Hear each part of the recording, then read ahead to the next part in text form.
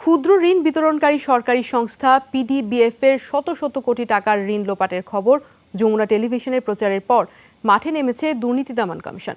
দুর্নীতির অভিযোগে আগামী রোববার দুদকে তলব করা হয়েছে পিডিবিএফ এর ব্যবস্থাপনা পরিচালক মাহবুবুর রহমান সহ 3 কর্মকর্তাকে।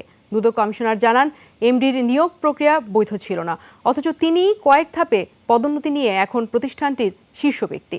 সুশান্ত সিনহা রিপোর্টে দেখুন বিস্তারিত।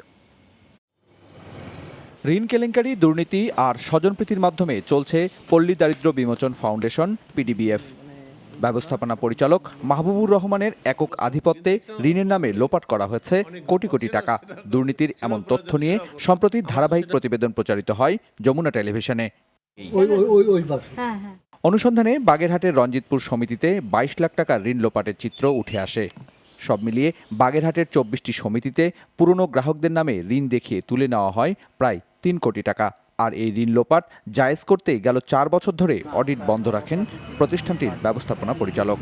এত বড় একটা প্রতিষ্ঠান, সেখানে দুই এক জায়গা আর্থিক দুর্বলতা থাকতে পারে।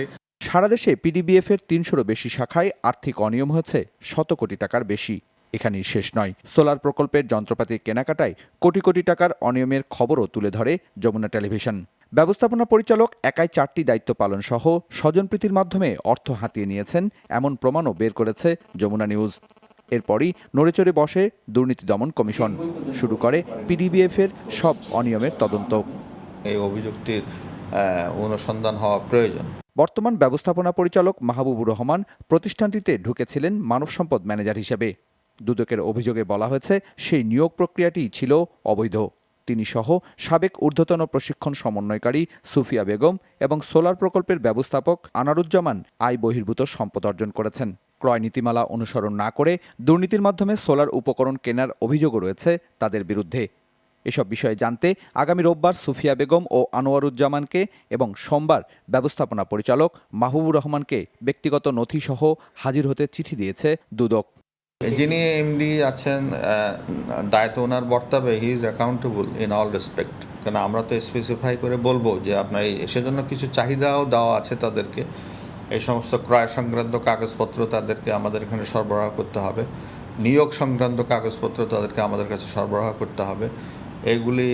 এইগুলা সরবরাহ করার জন্য প্রাথমিক পদক্ষেপ হিসাবে তাদেরকে জিজ্ঞাসাবাদ করা হবে। অভিযুক্তদের সঙ্গে কথা বলার পর দ্বিতীয় দফায় তদন্তে নামবে দুদক। চূড়ান্ত প্রতিবেদন পাওয়ার পর চার্জশিট সহ প্রয়োজনীয় ব্যবস্থা নেওয়ার কথাও জানান দুদক কমিশনার। সেখানে যারা কর্মরত আছেন তাদের নিয়োগটাও বৈধভাবে হয় নাই। ইনকোয়ারি অফিসার এগুলো পর্যালোচনা করে একটা রিপোর্ট আমাদের কাছে দিবে। যদি এটা সত্য হয় তাহলে আমরা এজাহার করব, আর যদি সত্য না হয় তাহলে আমরা এটা নথিভুক্ত করব। ক্ষুদ্র ঋণ বিতরণের মাধ্যমে দরিদ্র জনগোষ্ঠীর ভাগ্য বদলাতে গড়ে উঠেছিল পিডিবিএফ, অথচ দুর্নীতির মাধ্যমে নিজেদেরই ভাগ্য বদলে ব্যস্ত ছিলেন প্রতিষ্ঠানটির ঊর্ধ্বতন কর্মকর্তারা।